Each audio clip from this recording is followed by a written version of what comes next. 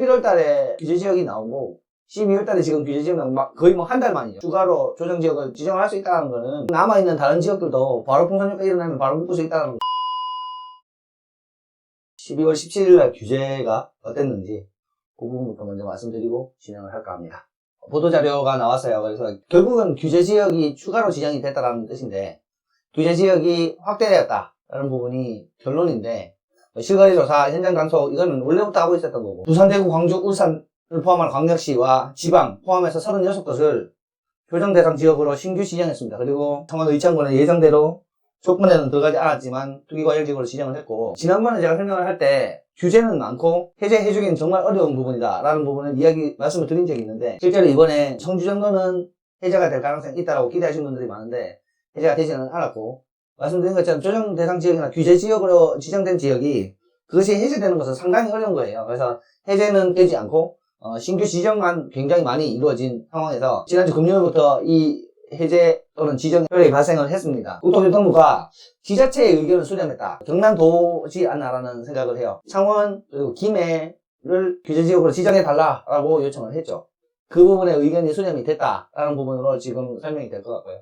그래서 결론적으로는 실제로 부산의 해수동남면이 규제지역으로 지정이 되면서 앞으로도 해수동남면으로 가야 될까요? 라는 부분에 제가 규제지역이 되고 나서는 조금 지켜봐야 될 것 같다. 인근 지역으로의 풍선 효과를 조금 생각하시는 게 맞을 것 같습니다. 라고 이야기를 했는데 가덕도 신공항 호재가 있는 강서구나 재개발 재건 쪽이 많은 부산 진구 또 동래구에 붙어있는 금정구 부산은 비규제 지역이 풍선 효과가 일어났어요. 대구는 달성구 쪽으로는 풍선 효과가 일어난 것 같은데 풍선 효과가 계속해서 일어나고 있었고 광역시 지역으로 봤을 때 광주 전역이 다 묶여버렸습니다. 울산 같은 경우에는 중구하고 남구만 묶였으니까 북구와 울주군 동구 쪽이 안 묶여있는 상황인데 11월 달에 규제 지역이 나오고 12월 달에 지금 규제 지역 나오고 거의 뭐 한 달 만이죠. 추가로 조정 지역을 지정할 수 있다는 거는 남아있는 다른 지역들도 바로 풍선 효과 일어나면 바로 묶을 수 있다는 거잖아요. 그 부분은 조금 감안을 해야 될 것 같고 김포하고 파주 사이에서 파주가 아니었기 때문에 풍선 효과가 일어났는데 예상했던 대로 파주는 규제 지역이 되었고 천안도 예상을 했던 지역입니다. 규제가 되었고 논산 공주 쪽은 솔직히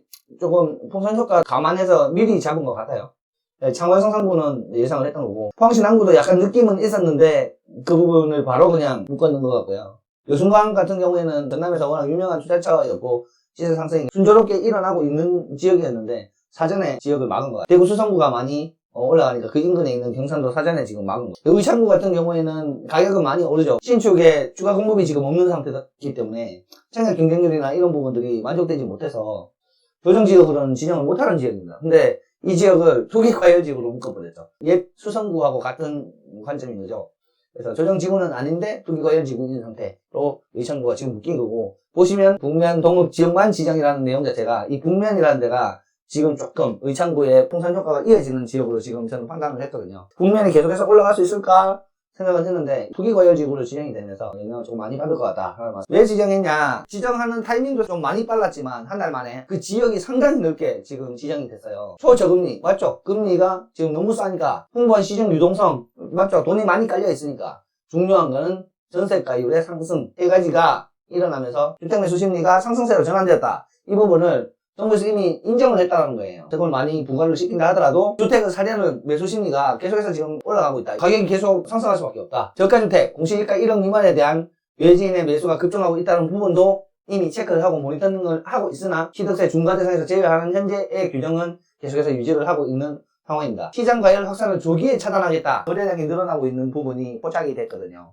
그리고 가격이 다시 전국적으로 상승하려고 하는 그래프가 확인이 됐어요. 시장 과열 확산을 조기에 차단을 하겠다라는 정책을 지금 펼치는 거고 광역시와 인구 50만 이상의 도시는 조금만 충족을 하면 무조건 그냥 지정하고 광역시와 50만 이상의 도시가 아닐지라도 인근 지역으로의 연계성 이게 뭐죠? 풍선 효과가 일어날 가능성이 큰 경우는 그냥 무조건 지정한다. 정부에서 지정할 수 있는 가장 폭넓은 규제지역의 지정이었지 않냐라고 지금 판단을 할 수 있고요. 수가 상승 여지가 낮다라고 판단되는 일부 읍면을 해제했다라고 이렇게 지금 정해졌습니다. 근데 뭐 청주처럼 파급 효과가 있는 지역은 당연히 해제가 되지 않습니다. 기존 규제지역을 1개월마다가 아닌 6개월마다 종합검토해서 일부 해제를 검토를 앞으로 해나갈 예정이다. 전국이 규제지역이 될 거다. 굉장히 안타깝습니다. A, B, C, D라는 도시가 있고 A가 제일 먼저 올라가서 D까지 가는 부분에 대해서 제가 설명을 드렸잖아요. 풍선 효과는 점점 과열이 될 수밖에 없는 상황에 대해서 설명을 드렸고 추가적인 규제지역이 나올 경우에 비규제지역으로의 풍선 효과는 더욱 극대화될 수밖에 없다 라는 부분에 대해서 설명을 드렸죠. 지금 상황 자체가 이런 것 같아요. 비규제 지역인 상태에서 투자자들이 진입을 합니다. 그래서 가격을 올려요. 그러면 규제가 돼요. 그러면 이 물건을 팔지 않습니다. 그냥 매도를 안 하고 보유를 해버려요. 규제 지역이 된 시장에 매물수가 줄어듭니다. 그 상태에서 전세가가 오릅니다. 세입자분들의 실거주 수요가 발생을 하게 되고 조금씩 나오는 물량을 받아주면서 가격 버티기를 하고 있는 상황이 돼요. 규제 지역 같은 경우에 그렇게 진행이 되고, 더 중요한 것은 많은 사람들이 규제 지역에서 비규제 지역으로 유동성을 이동시킵니다. 그래서 이 유동성의 이동을 잘 봐야 되는데, 예를 들면 이런 거죠. 창원의 일부만 규제 지역이 되었어요. 창원에서도 비규제 지역인 지역이 있고, 경남도에서 요구한 지역 중에 규제가 되지 않은 지역이 있죠. 그 지역은 당연히 풍선 효과가 일어나겠죠. 그쪽으로 유동성이 이동을 할 거라 생각하고 미리 가서 선정을 하고 계신 분들이 계세요, 요즘. 근데 한 가지가 굉장히 위험한 것들이 지금 보입니다. 정부에서 규제를 하면 할수록 풍선 효과는 점점 극대화되고 있어요. 그런데 그 풍선 효과가 일어나는 지역이 점점 더 지방으로, 점점 더 입지가 무너지는 곳으로, 입지가 낮은 곳으로 계속해서 이동하고 있다는 부분이에요. 가격은 결국 수요와 공급의 원칙으로 만들어지는데, 초기 시장에서 가격을 만드는 수요가 어찌 보면 실수요와 가수요가 어느 정도 혼합되어 있는 시장이었는데, 점점 비규제 지역인 곳으로만 이동을 하다 보니 입지가 많이 무너지는 지역에서는 실수요는 없는 상태에서 가수요가 붙으면서 가격이 올라가는 상황이기 때문에, 이 부분은 사실 풍선의 과열 양상이 일어날 수 있는 부분이라서 분명히 조금 조심해야 되는 부분이지 않나. 좀 전에도 이야기했지만 전세가를 반드시 파악할 수밖에 없어요. 실수요자로 돌아설 수 있는 사람은 지금 세입자들밖에 없어요. 세입자일 가능성이 높습니다. 세입자가 실수요로 돌아서기 위해서는 분명히 전세가가 올라가야 되는 부분이고, 그래서 이 세입자들이 얼마나 실수요가 되느냐 하는 부분이